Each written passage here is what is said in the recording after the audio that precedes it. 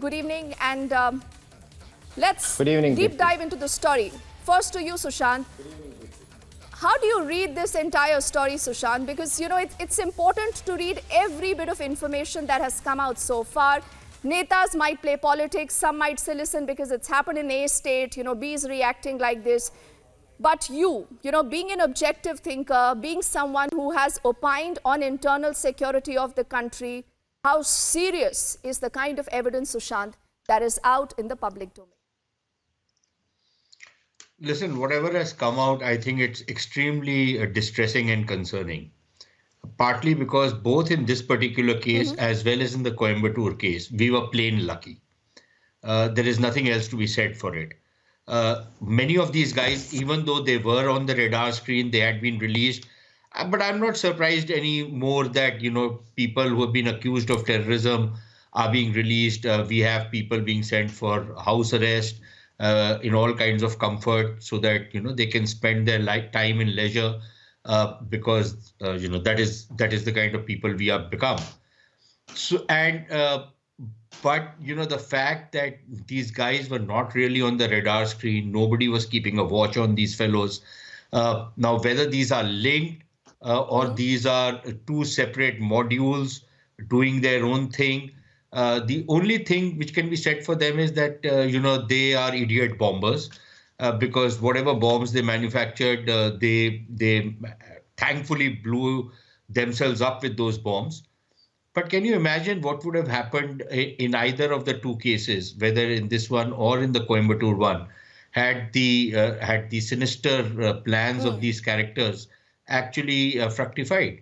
You know, and in this particular case, I think it becomes even worse because what this guy is trying to do, at least in his idiotic mind, he's trying to be very smart by planting, you know, a fake identity.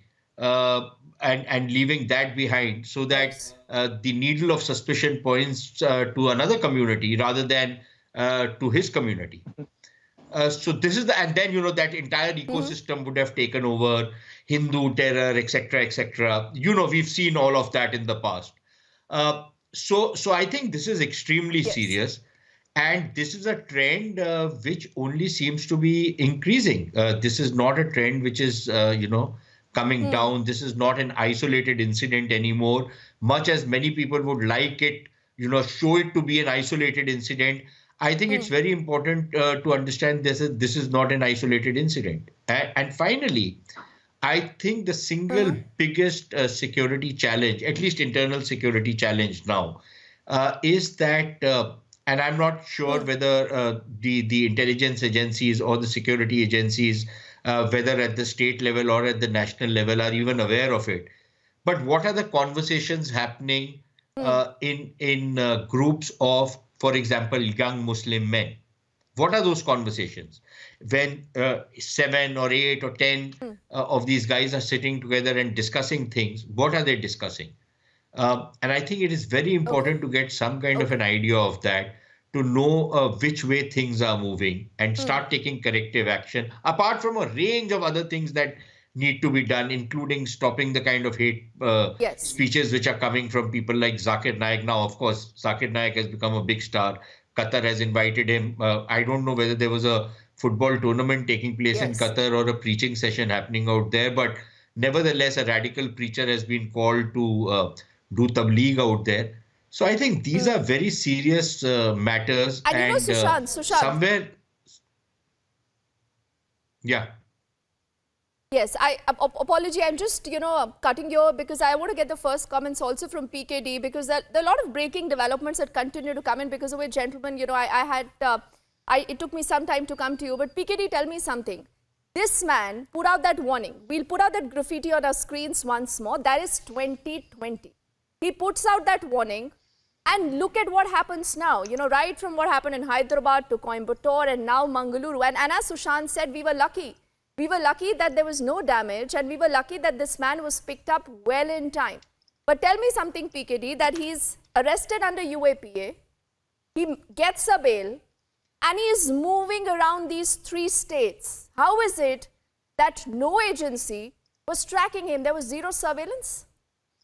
Well, Deepthi, first and foremost, I don't understand what is this with he was under the radar. That makes more of like a mockery of our own intelligence agencies. If at all he was under radar and he was carrying or he was at least making a bomb which is small or big or more powerful or less powerful, doesn't matter. So I don't know whether he was really under the radar. If at all he was, then that means it questions the ability of our own agencies, which I don't wanted to do on this show.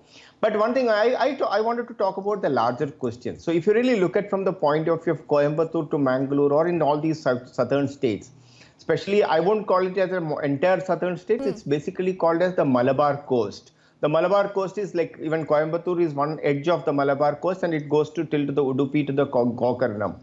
So this is the entire belt, and the Malabar state was asked by a couple of these extremist forces from the over the last decade or so. This is the birthplace of Simi. This is the birthplace of all these PFI, STPI, and this is the birthplace of this hijab issue and all of these things. And you won't even believe that the kind of You're right.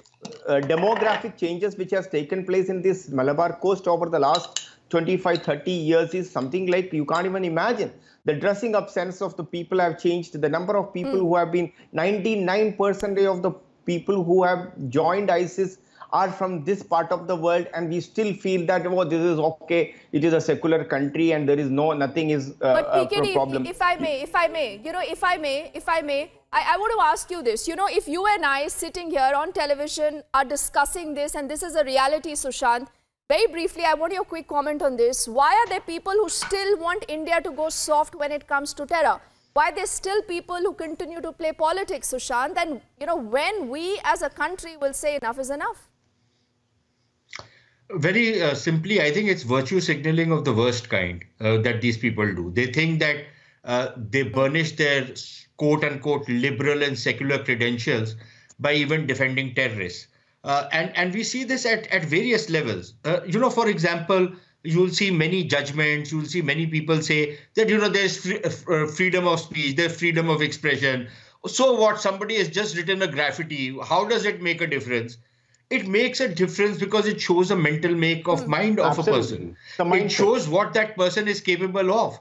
It shows that what, you know, he's probably right at the edge and something might just push him over.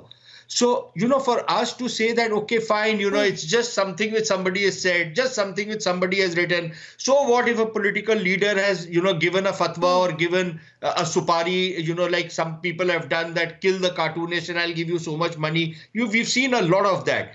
And where I'll you know, slightly disagree with the PKD is, it's not just about the Malabar coast. Yes, we've seen a spate of incidents along the Malabar coast. But please tell me, is Telangana any better?